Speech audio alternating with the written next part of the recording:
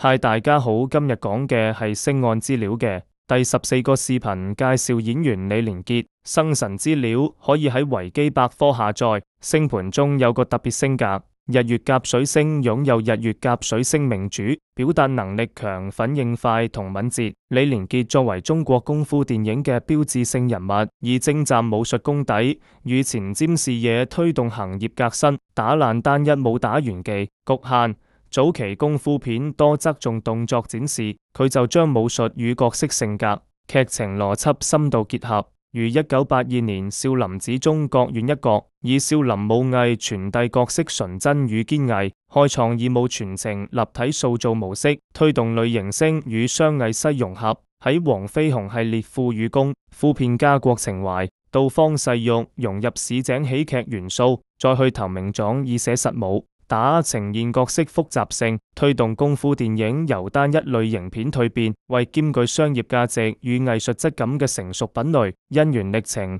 兩段婚姻嘅情感軌跡。第一段婚姻，體校光嘅相伴成長七相戀，與體校師姐黃秋燕喺訓練中結緣，共同經歷武術生涯嘅生涯死與榮光，於1987年步入婚禮。第二段婚姻，與利智過一見鍾情，傳奇邂逅與敲。1989年攝影《龍在天涯》嗰陣見到利智，比其美麗與智慧吸引，曾坦言願為佢放棄一切，展開長達10年嘅愛情長跑。星岸將每個喺 YouTube、Facebook 同 Res 更新，歡迎有興趣嘅朋友觀看。李連杰嘅視頻就講到呢度，多謝大家嘅收看。